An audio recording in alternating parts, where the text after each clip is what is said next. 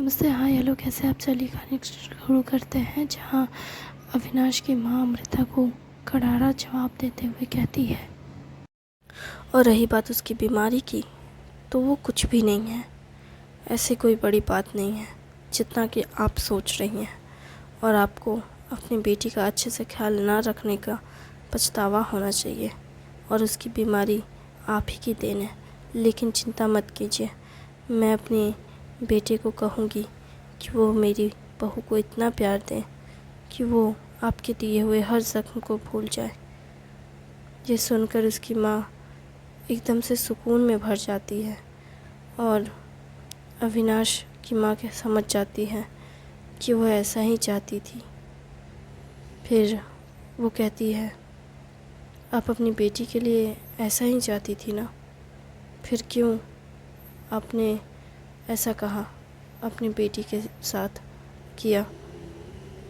जिस पर वो कहती है, वक्त के साथ सब कुछ होता गया, हम इसमें कुछ कर नहीं सकते थे। हम दोनों ही बिज़ी थे, और हम दोनों के पास अपने बच्चे को देखने का टाइम नहीं था। हम भी बिज़ी थे, लेकिन हमारा खुद पे कंट्रोल भी नहीं था। गुस्सा आता था तो सब उसी पे निकाल दिया जाता था, और उसने बहुत कुछ सहा। लेकिन बड़े होने के बाद उसने अपने लिए स्टैंड लिया और घर छोड़ने का फ़ैसला किया। लेकिन इस सब में वो तब तक बहुत परेशान हो गई थी कि मेरी गलती है, लेकिन फिर भी मैं खुश हूँ कि आपके बेटे जैसे लड़के ने मेरी बेटी का हाथ थामा है। मुझे यकीन है कि मेरी बेटी अब खुश रहेगी, और उसे अब अपने माँ बाप की दिए हुए ज़ख्म याद नहीं रहेंगे। आप अभी भी अपनी बेटी के साथ रह सकती हैं, अच्छे से बर्ताव कीजिए। इस पर वो कहती है, नहीं, अब बहुत देर हो गई है, अब और रिश्तों को सही करने की ज़रूरत नहीं है। जो जैसा है वैसा ही रहना चाहिए। अगर बार बार ज़ख्मों को कुरेदा जाएगा तो दर्द ज़्यादा ही बढ़ता जाएगा, और मैं नहीं चाहती कि मेरी बेटी को और दर्द हो। इसलिए इस सब को यहीं रोक दे, और आज वैसे भी उसकी शादी है, उसे अच्छे से एंजॉय करने दे, और प्लीज़ उसे कुछ मत कहिएगा। उसके पापा भी नहीं चाहते कि वो हमसे अब प्यार करे। हम उसके माफ़ी के हकदार नहीं हैं। वो कहते हैं, फिर भी अपने बच्चे से दूर रहना ज़रूरी है क्या? आपकी बेटी भी आपको प्यार करती है। हाँ, मैं जानती हूँ, लेकिन ऐसा करना सही नहीं होगा। फिर सभी लोग एंजॉय करने लगते हैं। वो ये कहकर चली जाती है। शादी हो जाती है। शादी के बाद विदाई उदाई भी होती है।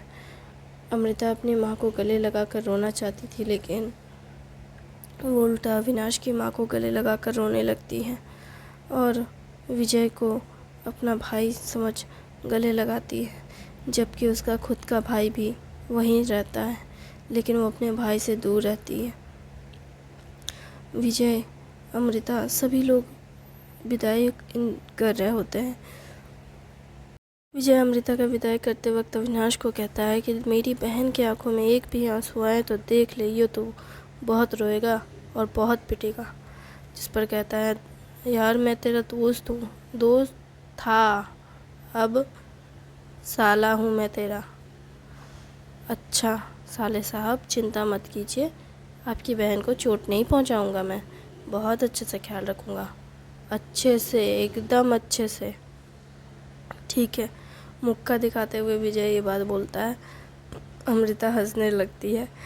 इतने टाइम तक अमृता रो रही थी, तो उस टाइम हंसी, तो सभी लोग बहुत खुश हो जाते हैं अमृता की हंसी देख। फिर सभी लोग कहते हैं, अमृता अच्छे से ज़िंदगी जीना, खुल के जीना, खुश रहना। सर भी बहुत इमोशनल होते हैं, सभी लोग इमोशनल होते हैं, और सभी लोग फिर उनकी विदाई करवाते हैं। विदाई होती है, उसके बाद अमृता घर आती है, जहाँ उसके मम्मी पापा पहले आ चुके होते हैं। फिर आरती वगैरह होती है, फिर उनके गृह प्रवेश होते हैं, फिर गृह प्रवेश के बाद के सारे रस्म होते हैं। वक्त गुजरता जाता है, इधर अमृता और अविनाश की शादी के बाद कुछ टाइम बाद उसके माँ बाप 2-3 दिन में ही निकल जाते हैं उन दोनों को ऑल द बेस्ट बोल करके। और इधर फिर वो उन दोनों की डेली ज़िंदगी की लाइफ जद्दोजहद चालू हो जाती है। ऑफिस, घर, सब कुछ वैसा ही फिर से हो जाता है। सब कुछ नॉर्मल हो जाता है धीरे धीरे। वक्त के साथ सारे शक भी भर जाते हैं अमृता के। सब कुछ नॉर्मल होता है। फिर एक रात आती है जब अमृता सोचने लगती है कि सब कुछ कैसे हुआ, और सोचते हुए अविनाश को गले लगाए होती है। जिस पर अविनाश कहता है क्या हुआ, क्या सोच रही हो। जिस पर अमृता कहती है हमारी शादी हो गई। जिस पर अविनाश कहता है हाँ हो गई, पर हमारे बीच कुछ भी नहीं बदला। जिस पर अविनाश कहता है क्या चाहती हो, क्या बदल जाए। जिस पर अमृता थोड़ी शर्माती है और कहती है कुछ नहीं, बस मैं कुछ भी नहीं। फिर वो करवटें बदल कर सोने लगती हैं। जिस पर अविनाश समझ जाता है कि उन दोनों के बीच अब तक ऐसा कुछ नहीं हुआ। फिर वो दोनों एक दूसरे के करीब आते हैं और उन दोनों के बीच एक प्यारा सा रिश्ता बनता है। फिर 5 साल बाद की कहानी सुनाती हूँ। जब 5 साल बाद उनके बच्चे होते हैं जो स्कूल जा रहे होते हैं। जिस पर अमृता बच्चों का टिफ़िन पैक करती है, अविनाश उसकी मदद करता है। फिर अमृता बच्चों को लेकर के चली जाती है, फिर बस में चढ़ाती है, फिर घर आती है। फिर अमृता अविनाश फिर खुद ऑफिस के लिए तैयार होते हैं। फिर ऐसे ही वक्त गुजरता जाता है। एक दिन उसके बच्चे अविनाश से पूछते हैं माँ कभी हमें आई लव यू क्यों नहीं बोलती है। जिस पर अविनाश कहता है प्यार करने के लिए आई लव यू बोलने की ज़रूरत नहीं होती है। प्यार इमोशन से होता है, भावनाओं से होता है। तुम्हारी माँ की फीलिंग तुम्हारे लिए कितनी जेन्युइन है ये तुम्हें डेली रूटीन में नहीं दिखता है क्या। मतलब पापा वो हमेशा आप आई लव यू बोलते हैं, सबके पेरेंट्स आई लव यू बोलते हैं एक दूसरे के बच्चों को, अपने बच्चों को। मेरे मम्मी पापा में सिर्फ आप ही आई लव यू बोलते हैं हमें, मम्मी तो कभी बोलती नहीं। जबकि बहुतों के तो माँ पापा नहीं बोलते हैं, माँ बोलती है। तो तुम्हें खुश होना चाहिए कि मैं तुम्हें हमेशा आई लव यू बोलता हूँ। जिस पर उसके दोनों बच्चे कहते हैं मुझे मम्मी से आई लव यू सुनना है, मैं चाहता हूँ कि माँ भी मुझे कहे कि वो मुझसे प्यार करती है। जिस पर अविनाश कहता है तुम्हारी माँ तुमसे बहुत प्यार करती है, इसमें सोचने वाली कोई बात ही नहीं है, इसमें सोचने वाली बात नहीं है, मैं चाहता हूँ कि वो कहे। जिस पर अविनाश कहता है तुम्हारी माँ तुमसे कितना प्यार करती है तुम्हें दिखता नहीं है। वह हर रोज़ सुबह उठती है, तुम्हारे लिए टिफ़िन बनाती है, तुम लोगों के आगे पीछे घूमते रहती है, तुम लोगों को सुलाती है, सब कुछ करती है। हाँ सबके माँ बाप करते हैं, लेकिन मुझे सुनना है माँ के मुँह से। वो बच्चे इतनी ज़िद करने लगते हैं। जिस पर अविनाश उन्हें डांटता है ज़ोर से और कहता है मेरी बात अच्छे से सुनो, तुम्हारी माँ तुमसे बहुत प्यार करती है और इसके लिए तुम्हारी माँ को तुम्हें कहने की ज़रूरत नहीं होती है। और तुम्हारी माँ ने कभी मुझसे भी नहीं कहा, लेकिन मैं जानता हूँ कि वो मुझसे प्यार करती है। प्यार दिल से होता है। फिर वो उसे अच्छे से प्यार से फिर समझाने लगता है। पहले गुस्सा करता है, फिर प्यार से समझाता है और कहता है देखो तुम्हारी माँ जो है ना वो थोड़ी यूनिक है, वो प्यार कहती है, मतलब कह नहीं सकती है, लेकिन वो जताती ज़रूर है। क्या मतलब तुम लोग क्या सुनना चाहते हो, आई लव यू ना, यही ना। जिस पर हाँ बच्चे हाँ कहते हैं और अविनाश कहता है तो मैं तुम्हें एक जेन्युइन सी बात बताता हूँ। क्या। जिस पर अविनाश कहता है देखो मैं तुम्हें क्या कहता हूँ, आई लव यू मेरी स्वीटू, आई लव यू मेरे बेटे, आई लव यू मेरी बेटी, कहता हूँ कि नहीं। माँ से भी यही सुनना है। हाँ। अविनाश समझ नहीं पाता है कि वो कैसे समझाए, और वो चाहता है कि अमृता समझे। वो कैसे एक्सप्लेन करे वो समझ नहीं पाता है। तो फिर वो आखिर में बोलता है कि देखो तुम्हारी माँ प्यार को ना बोल नहीं सकती, लेकिन वो तुम्हें अपने प्यार को जता ज़रूर सकती है। और वो अपने काम से तुम्हें बताती तो है कि वो तुमसे कितना प्यार करती है। जिस पर बच्चे कहते हैं ये बात तो सही है, माँ तो हमेशा हमसे प्यार करती है, जो भी मांगता हूँ वो देती है। फिर ऐसे वो अच्छे से बच्चों को मैनिपुलेट करते हैं और फिर बच्चों को मना लेते हैं। फिर अविनाश और अमृता का एनिवर्सरी का दिन आता है, जब सभी लोग उसे एनिवर्सरी के लिए मैसेजेस करते हैं, कॉन्ग्रेचुलेट करते हैं। और फिर कुछ टाइम बाद फिर अमृता और अविनाश के माता पिता आते हैं और सभी उन्हें कॉन्ग्रेचुलेट करते हैं और अपने नाती नतनी को लेकर चले जाते हैं और कहते हैं कि वो दोनों अच्छे से टाइम स्पेंड करें एक दूसरे के साथ। सुबह सभी लोग चले जाते हैं। फिर वो लोग कहते हैं कि अब तो हमने, जो कि फैमिली आई हुई थी 2-3 दिन पहले से ही, तो हमने तो छुट्टी ले ली थी आज के दिन के लिए, तो अब क्या करें। तो अविनाश कहता है कि तुम शॉपिंग करना चाहो तो कर सकती हो। अमृता कहती है इतनी गर्मी में मैं बाहर नहीं जाऊंगी। अविनाश कहता है नहीं, तुम्हें जाना तो चाहिए। अमृता अविनाश दोनों ही इस तू मैं जाल में फंसे रहते हैं। फिर अमृता अविनाश कहते हैं कि अब नाश्ता तो सब ने कर ही लिया है और सब चले भी गए हैं, बच्चे भी चले गए हैं। जिस पर अमृता कुछ कहने वाली होती है अविनाश से, लेकिन अविनाश कहता है मैं बर्तन मांज लेता हूँ। जिस पर अमृता कहती है ठीक है, तो मैं कमरे साफ़ कर देती हूँ और घर समेट लेती हूँ, जो कि हम दोनों के ही पेरेंट्स आए हुए थे तो घर थोड़ा मेसी है। तो फिर वो दोनों साफ़ सफाई अपने करने लगते हैं। आधा दिन तो वैसे ही निकल जाता है। फिर शाम होती है। शाम होते ही अमृता अविनाश दोनों ही सोचते हैं क्या करें एक दूसरे के लिए। तो अमृता कहती है मैं बाहर जा रही हूँ, तुम चलोगे क्या। अविनाश कहता है नहीं, मैं घर पे रहूँगा। अमृता सोचती है अविनाश को लेकर वो बाहर शॉपिंग पे जाएगी, घूमेगी फिरेगी, लेकिन अविनाश कहता है कि मैं घर पे रहूँगा। तो अमृता कहती है ठीक है, तो तुम घर पे रुको, मैं बाहर जा रही हूँ शॉपिंग करने। तो अविनाश के ऐसी बात सुन अमृता थोड़ी अपसेट होती है, फिर वो चली जाती है। फिर अविनाश भी अमृता के जाने के बाद ही निकल जाता है। सामने में जो मॉल रहता है वहाँ जा कर के अविनाश शॉपिंग करके आता है। अमृता भी अविनाश के लिए शॉपिंग करके काफ़ी देर लेकिन लगाती है अमृता आने में, क्योंकि वो थोड़ा देर टाइम खुद को देना चाहती थी। और जो कुछ भी इतने सालों में वो उस सब को याद करने लगती है, कैसे उसकी शादी हुई, शादी में कितना कुछ हुआ, सब कुछ वो याद कर रही होती है कि कैसे उसके घर वाले सभी लोग आए थे। उसके माँ बाप भी उस टाइम उसके साथ बहुत अच्छा बर्ताव कर रहे होते हैं।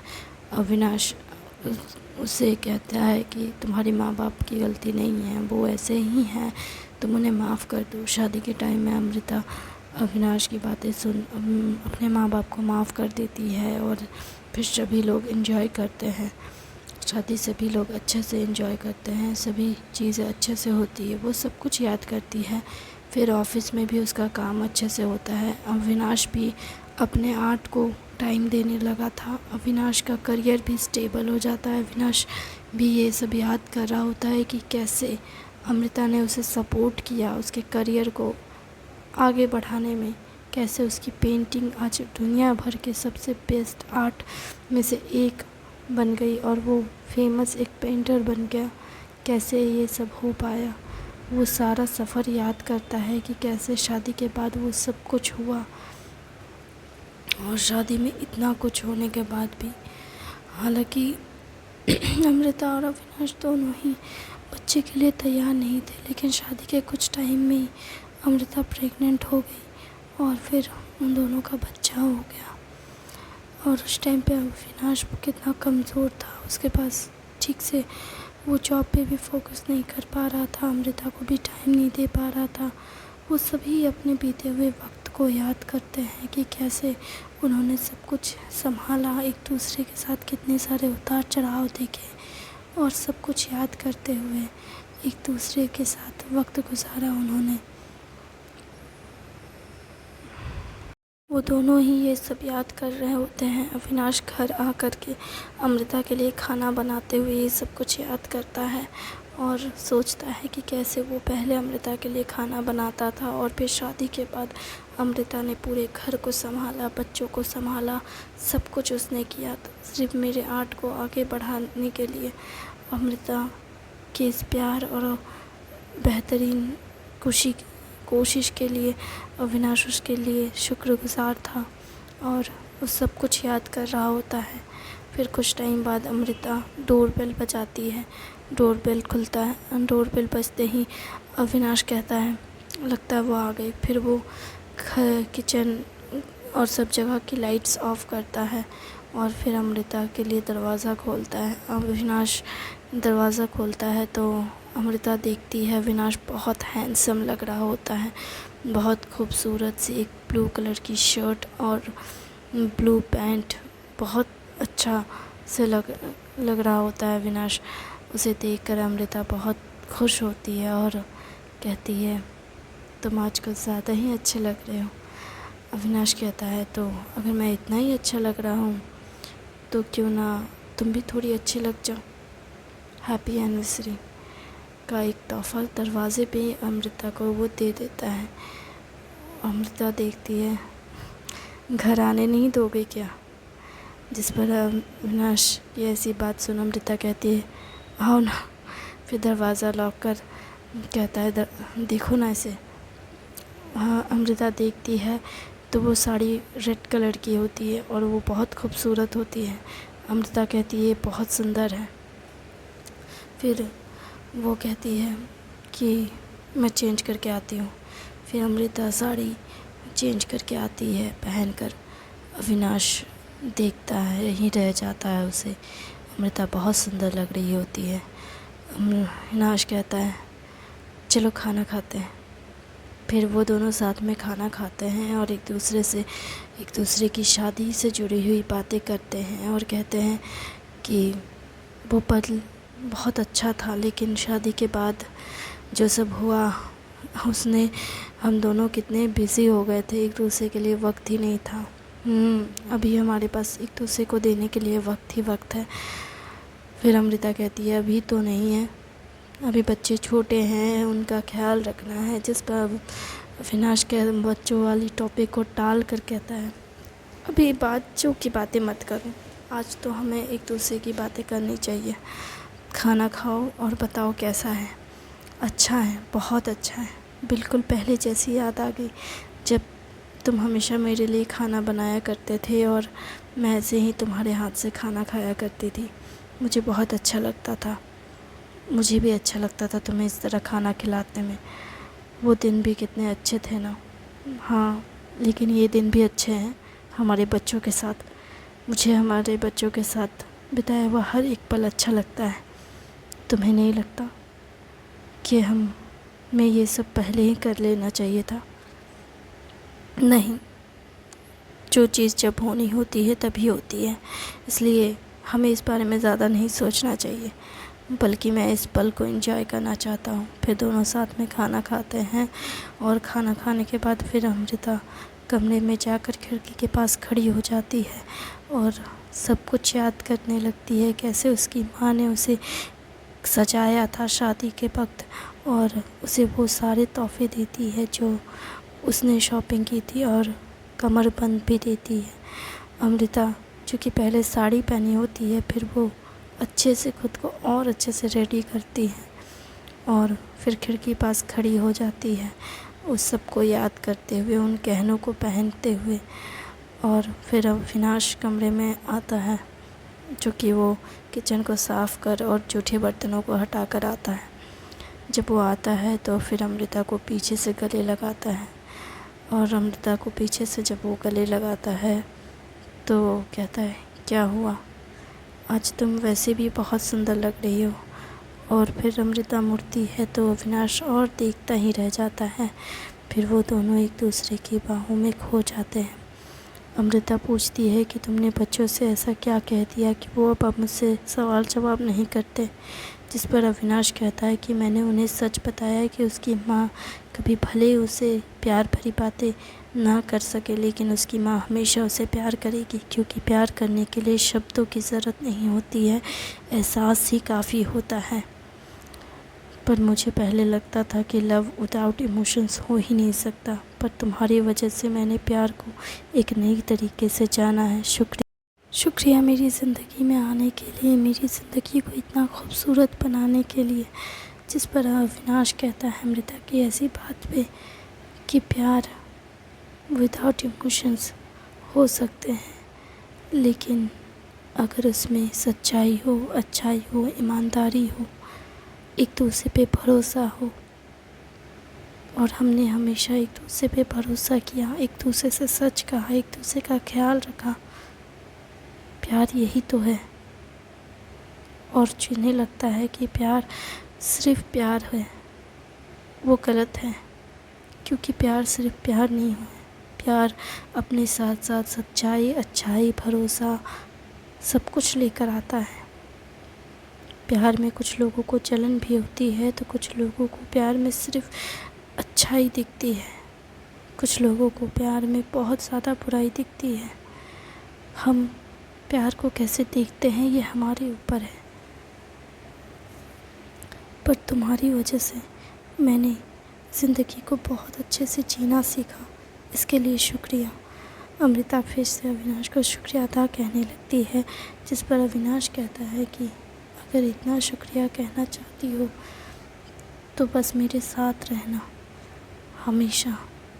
जिस पर अविनाश की ऐसी बात सुन अमृता कहती है कि मैं तो हमेशा तुम्हारे साथ ही हूँ और हमेशा रहूँगी, पर मुझे जानना है कि तुमने बच्चों से क्या कहा। अविनाश अमृता के ऐसी सवाल से कब से बचने की कोशिश कर रहा होता है, लेकिन फिर अविनाश कहता है मैं बताता हूँ। मैंने उनसे कहा कि तुम्हारी माँ तुमसे बहुत प्यार करती है, और प्यार करने के लिए उसे ये कहने की ज़रूरत नहीं कि वो तुमसे प्यार करती है। इस दुनिया में कितने लोग हैं जो हमेशा कहते हैं कि वो आपसे प्यार करते हैं, लेकिन जब भी आपको ज़रूरत होती है वो आपके पास नहीं होते। तुम खुद सोचो, क्या तुम्हारी माँ ऐसा कभी करती है? जब भी तुम्हें ज़रूरत पड़ी तुम्हारी माँ तुम्हारे साथ थी। तुम जब से पैदा हुए तब से तुम्हारी माँ तुम्हारे साथ है। मैं तो काम में बिज़ी रहता था, लेकिन तुम्हारी माँ हर पल तुम्हारे साथ रही। तुम्हें जब खाने की ज़रूरत हुई तुम्हारी माँ तुम्हारे साथ थी। तुम्हें जब सोने की नींद नहीं आ रही थी तो तुम्हारी माँ तुम्हारे लिए कहानियाँ सुनाती थी। क्या वो तुमसे प्यार नहीं करती? बताओ मुझे। प्यार करने का क्या मतलब है? सिर्फ कहना, या फिर जब तुम्हें ज़रूरत हो तब तो वो तुम्हारे साथ रहे, ये प्यार करना होता है? जिस पर बच्चे एग्री करते हैं। समझी? मैंने उनसे प्यार का सही मतलब बताया। प्यार असलियत में तब दिखता है जब आप मुसीबत में हो। जब आप मुसीबत में होते हो तभी पता चलता है कि कौन आपसे प्यार करता है, कौन आपसे प्यार नहीं करता है। क्योंकि मुसीबत में सिर्फ वही लोग आपके साथ होते हैं जो आपकी इज़्ज़त करते हैं और जो आपसे प्यार करते हैं। वो लोग नहीं जो बस आपके फ़ायदे के लिए आपके साथ रहे। तुम हमेशा मेरे साथ रही जब भी मुझे ज़रूरत पड़ी। जॉब जाने के बाद जब मैंने सीरियसली अपने काम पे फोकस करना चाहा तो तुमने मुझे सपोर्ट किया, जबकि बच्चे भी उस वक्त थे। बच्चों के होने के बाद तुमने उस वक्त मुझे सपोर्ट किया, ये कहा कि जॉब छोड़ना चाहते हो तो छोड़ दो, करियर पे फोकस करो। तुमने मुझे हिम्मत दी। तुम्हारी वजह से मैं इतना अच्छा पेंटर बन पाया, और आज पूरी दुनिया भर में मेरे आर्ट को बेचा जाता है। मेरे आर्ट के लोग दीवाने हैं, सिर्फ इसलिए क्योंकि तुम मेरे साथ थी और तुम मेरे साथ हो। और मैं बहुत लकी इंसान हूँ जो तुम मेरे साथ रही। इसके लिए शुक्रिया। फिर वो दोनों एक दूसरे को गले लगाते हैं, एक दूसरे की बाहों में खो जाते हैं। इसी के साथ ये कहानी यहीं ख़त्म होती है। उम्मीद है आपको ये कहानी अच्छी लगी होगी, और इसी के साथ साथ अपना कीमती समय देने के लिए आपका शुक्रिया। Thank you very much. को हम ख़त्म करते हैं।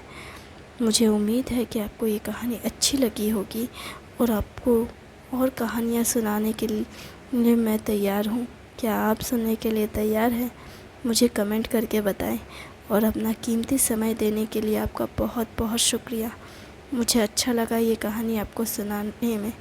मुझे उम्मीद है कि आपको ये सब अच्छा लगा होगा। Thank you very much. आप हमेशा ख्याल रखिएगा अपना। धन्यवाद। उम्मीद करती हूँ आप जहाँ भी रहें ठीक रहें, खुश रहें। Thank you.